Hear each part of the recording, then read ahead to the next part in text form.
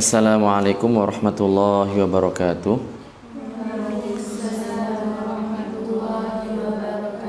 Bismillah, alhamdulillah, wassalatu wassalamu ala rasulillah. Allahumma la sahla illa ma ja'altahu sahla, wa anta ya hayyu ya qayyum taj'alul hazna idza syi'ta sahla. Allahumma rzuqnal ikhlas wa fil qawli wal amali wan niyyah. Mari kita hadirkan niat dalam hati kita mencari ridho Allah Subhanahu wa taala dengan mendengarkan kajian ilmu agama. Kita lanjutkan kembali kajian kita dalam kitab As-Sirat Al-Mustaqim karya Al-Imam Al-Harari. Pada kajian atau sesi sebelumnya telah kita sebutkan salah satu dari sifat wajib bagi Allah Subhanahu wa taala adalah al-wahdaniyah. Dengan pengertian bahwa Allah Subhanahu wa taala bukanlah zat yang tersusun dari bagian-bagian. Jadi tidak ada zat yang menyerupai zatnya, tidak ada sifat yang menyerupai sifatnya Allah Subhanahu wa taala, juga tidak ada perbuatan yang menyerupai perbuatan Allah Subhanahu wa taala. Kemudian telah kita sebutkan juga bahwa maksud dari al-wahdaniyah di sini bukan dengan pengertian bilangan, melainkan adalah Allah Subhanahu wa taala ini tidak ada sekutu, tidak ada serupa baginya. Karena kalau bilangan bisa dipecah menjadi beberapa bagian. Kemudian di sini kita akan sebutkan tentang dalil sifat wahdaniyah Allah Subhanahu wa taala. Pengarang rahimahullah menyebutkan wa burhanu wahdaniyatihi huwa annahu la budda lis-sani'i min ayyakuna hayyan qadiran aliman muridan mukhtara. Fa idza thabata wasfu as-sani'i bima dzakarna qulna law kana lil 'alami sani'an wajaba ayyakuna kullu wahidin minhuma hayyan qadiran aliman mukhtara. Wal mukhtarani yajuzu ikhtilafuhuma fil ikhtiyar li'anna kulla wahidin minhuma ghairu mujbarin ala muwafaqatil akhar fi ikhtiyarihi wa illa lakana majburaini wal majburu la yakunu ilaha. Jadi di sini kita sebutkan wa burhanu wahdaniyatihi, dalil sifat al-wahdaniyah huwa annahu la budda lis-sani'i min ayyakuna hayya, adalah bahwa pencipta itu mesti disifati dengan sifat hidup, pasti hidup. Qadiran, maha kuasa. Aliman, mengetahui segala sesuatu. Muridan, berkehendak. Mukhtaron, dan juga kuasa untuk memilih. Fa idza sabata wasfus sani'i bima dzakarna, apabila telah terbukti bahwa pencipta itu bersifat dengan sifat-sifat yang telah kita sebutkan, yang telah kami sebutkan, qulna, maka kita katakan laukana lil alami sani'an, seandainya, ini pengandaian yang mustahil tapi kita andaikan karena ingin menjelaskan tentang dalil atau bukti bahwa Tuhan itu esa, tunggal. Laukana lil alami sani'an, seandainya ya alam semesta ini memiliki dua pencipta, wajib ayyakuna kullu wahidin minhuma hayyan qadiran aliman muridan mukhtara, maka pasti masing-masing dari keduanya itu hidup, maha kuasa, maha mengetahui, maha berkehendak, kuasa untuk memilih, dan seterusnya. Wal mukhtarani, nah, kemudian wal mukhtarani ini masih melanjutkan pengandaian tadi ya. Dua pencipta yang diandaikan, yang keduanya kuasa untuk memilih ini, yajuzu ikhtilafuhuma fil ikhtiyar, boleh saja berbeda pada pilihannya. Li'anna kulla wahidin minhuma ghairu mujbarin ala muwafaqatil akhar. Li'anna kulla wahidin minhuma ghairu mujbarin ala muwafaqatil akhar. Karena masing-masing dari keduanya itu ya tidak terpaksa ya untuk menyetujui atau menyamai yang lain. Jadi tidak ada keterpaksaan pada salah satu dari keduanya itu untuk menyetujui, menyepakati apa yang diinginkan oleh yang lain, apa yang dikehendaki oleh yang lain. Makanya dikatakan di sini li'anna kulla wahidin minhuma ghairu mujbarin ala muwafaqatil akhari fi ikhtiyarihi. Jadi karena masing-masing dari keduanya tidak ada keterpaksaan dalam menyepakati apa yang diinginkan, dikehendaki oleh yang lain. Wa illa lakana majburain. Karena jika tidak demikian, maka keduanya pasti majbur atau terpaksa. Wal majburu la yakunu ilahan. Padahal zat yang terpaksa itu mustahil Tuhan, menjadi Tuhan. Jadi bukanlah Tuhan. Fa idza sahha hadza, kita lanjutkan ini. Fa idza sahha hadza, masih melanjutkan pengandaian tadi. Falau arada ahaduhuma khilafa muradil akhar fi syai', ka'an arada ahaduhuma hayata syakhsin wa arada al-akharu mautahu, lam yakhlu min ayyatimma muraduhuma au la yatimmu muraduhuma au yatimmu muradu ahadihima wa la yatimma muradul akhar. Jadi ada 3 kemungkinan di sini. Wa muhalun tamamu muradaihima litadaddihima, ay in arada ahaduhuma hayata syakhsin wa arada al-akharu mautahu, yastahilu an yakuna hadha asy-syakhsu hayyan wa mayyitan fi anin wahid. Wa illam yatimma muraduhuma fahuma ajizan wal ajizu la yakunu ilaha. Wa in tamma muradu ahadihima wa lam yatimma muradul akhar, fa innal ladzi lam yatimma muraduhu ajizun wa la yakunu al ajizu ilaha wala qadima. Jadi ini. Jadi kita lanjutkan, fa idza sahha hadza, seandainya pengandaian ini sah, tapi ini pengandaian ya, ini untuk mendirikan dalil. Seandainya hal ini benar, jadi seandainya pengandaian ini benar, falau arada ahaduma khilafa muradil akhar fi syai', maka apabila salah satu dari keduanya menghendaki sesuatu yang berbeda dengan kehendak yang lain dalam suatu hal, umpamanya kan arada ahaduhuma hayata syakhsin, umpamanya salah satu dari keduanya menghendaki seseorang itu hidup, wa aradal akharu mautahu, sedangkan yang lain menghendaki satunya mati, lam yakhlu min an yatimma muraduhuma, maka di sini tidak akan keluar dari 3 pengandaian, tidak akan keluar dari 3 hal yang diandaikan tadi itu. Min an yatimma muraduhuma, yang pertama adalah bahwa keduanya ini, kedua keinginan ini terlaksana. Aw la yatimma muraduhuma, atau tidak terlaksana kehendak keduanya. Jadi yang pertama, pengandaian yang pertama adalah kedua kehendak keduanya ini terlaksana. Jadi 2 kehendak yang berbeda dari kedua Tuhan yang diandaikan ini terlaksana. Kemudian hal yang kedua atau pengandaian yang kedua adalah bahwa kehendak dari keduanya ini yang berbeda ini tidak terlaksana. Dan yang ketiga, au yatimmu muradu ahadihima wa la yatimma muradul akhar. Saya ulang, au yatimma muradu ahadihima wa la yatimma muradul akhar. Jadi pengandaian yang ketiga ini adalah kehendak salah satunya terpenuhi, sedangkan kehendak yang lain tidak terpenuhi. Yang satu terlaksana, yang satu tidak terlaksana. Nah, kita akan bahas satu persatu. Di sini pengarang rahimahullah menyebutkan wa muhalun tamamu muradaihima. Wa muhalun tamamu muradaihima, jelas mustahil 2 kehendak yang saling bertentangan ini terlaksana. Kenapa? Litadadihima, karena jadi 2 hal ini adalah saling bertentangan, saling kontradiksi,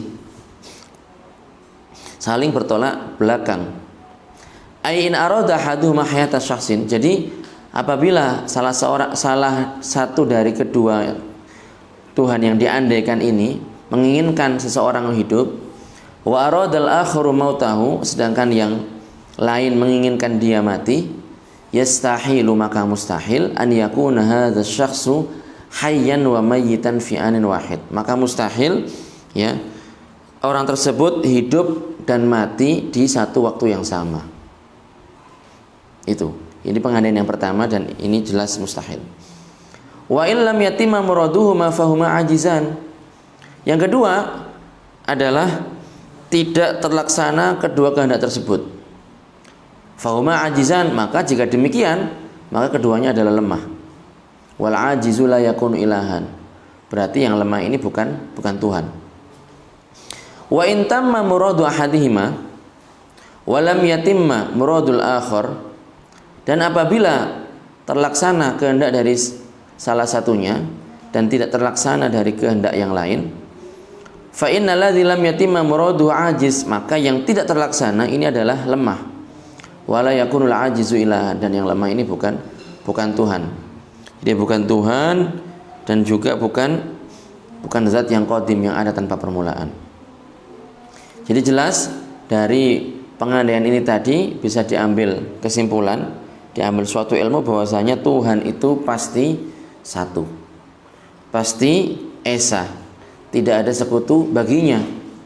Karena tadi kalau seandainya ada dua Tuhan, maka boleh saja keduanya ini punya kehendak yang berbeda dengan kehendak yang lain, maka akan muncul tiga pengandaian tadi itu. Nah, dari sini dipahami bahwasanya Tuhan itu, kita ambil kesimpulan bahwasanya Tuhan itu hanya satu. Wa hadhihi dilalatu ma'rufatun 'indal muwahhidin tusamma bidilalatit tamanu'. Jadi dalil ini dikenal di kalangan ulama tauhid, ahli tauhid dengan sebutan dilalat tamanu'. Dilalat tamanu'. Qala ta'ala Lau kana fihi ma alihatun illallahu la fasadata.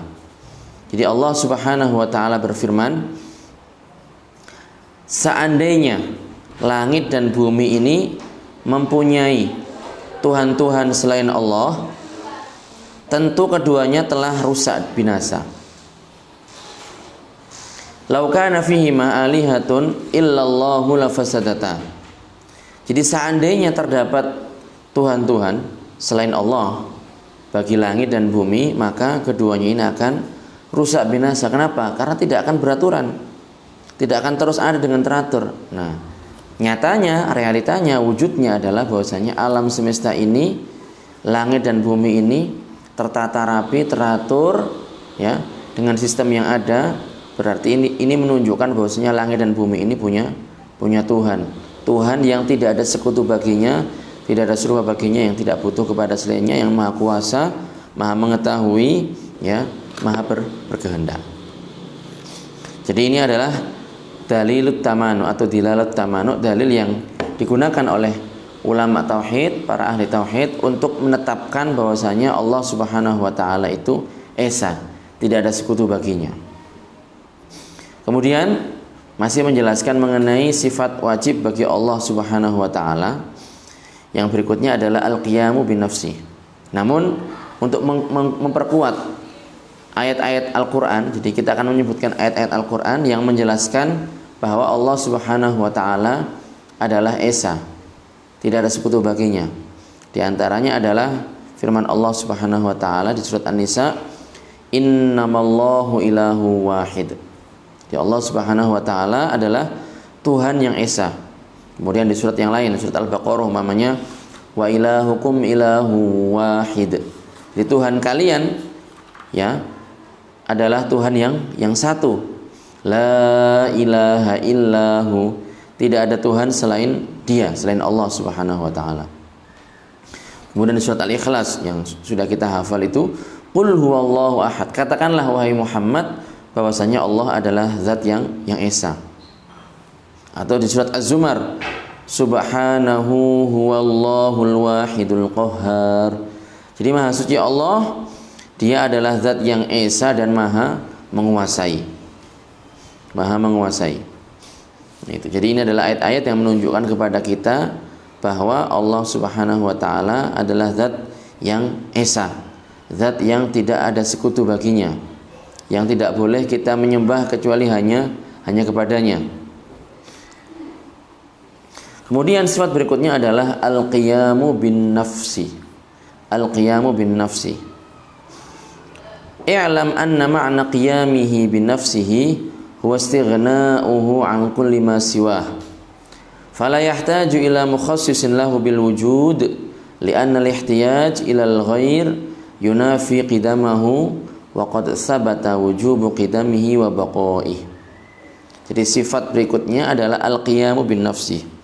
Ini harus kita perhatikan untuk pengertiannya atau penerjemahan yang benar. Ini adalah tidak membutuhkan kepada selainnya.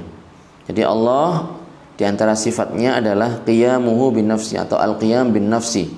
Maknanya penerjemahannya adalah Allah tidak membutuhkan kepada selainnya. Karena sebagian orang menerjemahkan dengan terjemah yang tidak memahamkan, berdiri sendiri. Nah, ini kurang memahamkan. Jadi al-qiyam bin nafsi ini adalah Allah Subhanahu wa taala tidak membutuhkan selainnya. I'lam, ketahuilah, anna ma'na qiyamihi bi nafsihi.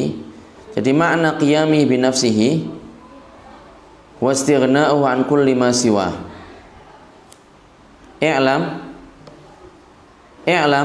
anna ma'na qiyamihi bi nafsihi wa istighna'uhu an kulli ma siwa. Jadi makna qiyamuhu bi nafsihi ini adalah istighna'uhu an kulli ma siwa. Jadi Allah Subhanahu wa taala tidak membutuhkan kepada selainnya.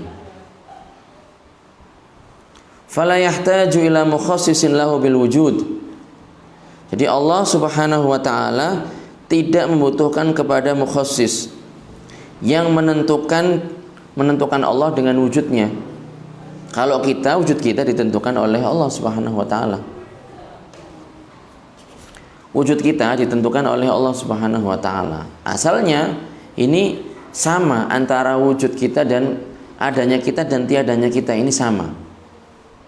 Kemudian adanya kita ini diunggulkan oleh Allah Subhanahu wa taala sehingga kita menjadi ada. Kita dikhususkan oleh Allah Subhanahu wa taala dengan keberadaan sehingga kita menjadi ada. Adapun Allah Subhanahu wa taala maka tidak membutuhkan kepada zat lain yang mengkhususkannya dengan keberadaan. Karena Allah Subhanahu wa taala qadim, ada tanpa permulaan, sedangkan kita dengan permulaan. Nah, sebelum itu kita tidak ada. Nah, sebelum itu keberadaan dan ketiadaan kita itu sama. Kemudian keberadaan kita diunggulkan oleh Allah Subhanahu wa taala. Kita dikhususkan oleh Allah dengan keberadaan sehingga kita menjadi ada. Nah, kalau Allah tidak demikian, tidak butuh kepada zat yang mengkhususkannya dengan keberadaan. Mudah-mudahan ini dipahami sebagaimana mestinya. Li'anna al-ihtiyaj ilal ghair, karena butuh kepada yang lain, yunafi qidamahu, ini menafikan sifat qidamnya Allah Subhanahu wa taala. Allah tadi kita sebutkan ada tanpa permulaan. Berarti tanpa ada yang mengadakannya, tanpa ada yang menciptakannya, tanpa ada yang mengkhususkannya dengan keberadaan, tanpa ada yang mengkhususkannya dengan wujud.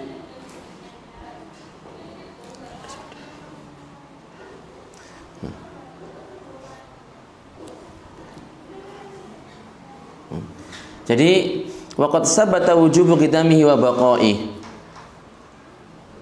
Waqad sabata wujubu qidamihi wa baqaihi. Jadi Allah Subhanahu wa taala telah kita sebutkan, telah kita tetapkan bahwasanya sifat qidamnya Allah dan sifat baqanya Allah itu wajib. Pasti diterima oleh akal. Akal tidak menerima kalau itu tidak ada. Akal tidak menerima kalau Allah itu ada dengan permulaan.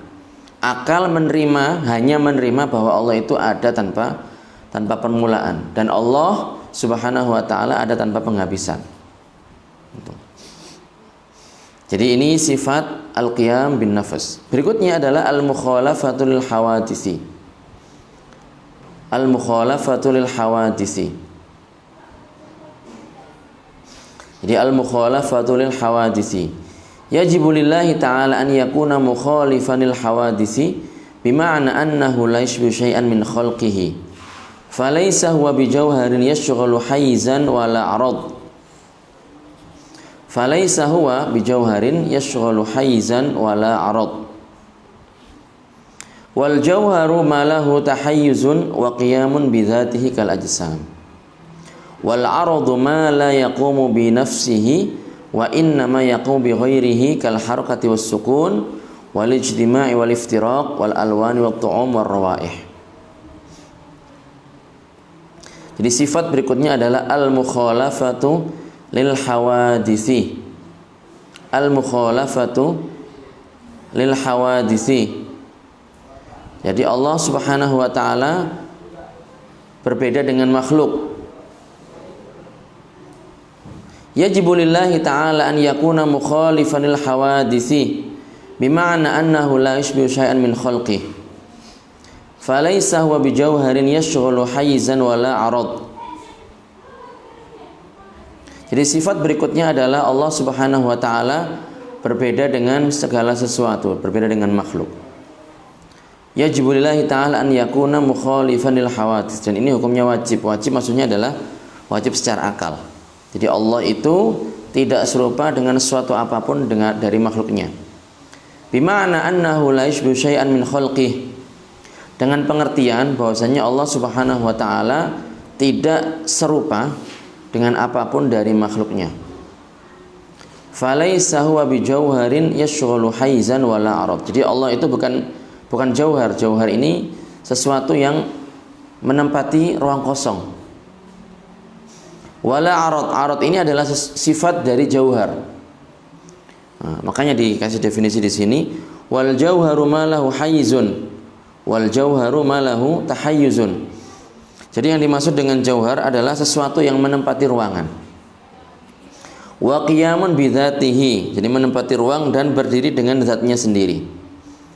Kal ajsam, seperti jisim-jisim. Wal arad ma la yaqumu bi nafsihi. Jadi arad ini kebalikannya, tidak berdiri pada zatnya sendiri, melainkan berdiri pada zat yang lain. Wa inna ma yaqumu bi ghairihi. Nah, ini maksudnya. Kal harakah, seperti gerak. Gerak tidak ada gerak sendiri, itu tidak ada. Gerak kemudian berdiri sendiri. Gerak ini ada pada tubuh. Gerak ini ada pada benda. Was-sukun, diam. Wal ijtima', berkumpul. Wal iftiraq, kemudian berpisah. Wal alwan, kemudian warna-warna. At-tu'um, rasa. War rawaih, dan juga apa? Rawaih, bau atau aroma. Jadi ini tidak berdiri sendiri, tapi ada pada suatu benda, ada pada suatu tubuh atau benda. Nah, jadi Allah Subhanahu wa taala bukan jisim, bukan jauhar, juga bukan arad. Jadi kalau jisim ini adalah sesuatu yang tersusun dari dua jauhar atau lebih. Sedangkan jauhar ini adalah sesuatu yang menyusun jisim atau sesuatu yang berdiri sendiri pada zatnya. Sedangkan arad ini adalah sifat dari jauhar atau jisim yang tidak berdiri sendiri, melainkan berdiri pada sesuatu yang lain. Nah, walidzalika qala al-Imam Abu Hanifah fi ba'dhi rasaili fi ilmil kalam anna yushbihul khaliqu makhluqah. Beliau mengatakan, ya, Imam Abu Hanifah ini, karena tadi sudah kita sebutkan dalam beberapa karangan beliau, ketika pembahasan mengenai ilmu kalam, beliau mengatakan anna yushbihul khaliqu makhluqah. Jadi tidak akan mungkin, mustahil makhluk itu menyerupai Tuhannya, Tuhan itu menyerupai makhluknya. Ma'nahu la yasihhu aqlan wala naqlan an yushbihal khaliqu makhluqah. Jadi tidak sah secara akal, juga secara nakal, tidak sah secara akal, ya, secara rasio, dan juga tidak sah berdasarkan nas syar'i bahwasanya Tuhan itu menyerupai makhluknya. Jadi ini kajian kita pada pagi hari ini, mudah-mudahan bermanfaat, bisa dipahami sebagaimana mestinya, dan kita senantiasa istiqomah dalam mendengarkan kajian ilmu agama, mengamalkannya dan mengajarkannya kepada yang lain. Hadanallahu wa iyyakum ajma'in. Barakallahu fikum. Wassalamualaikum warahmatullahi wabarakatuh.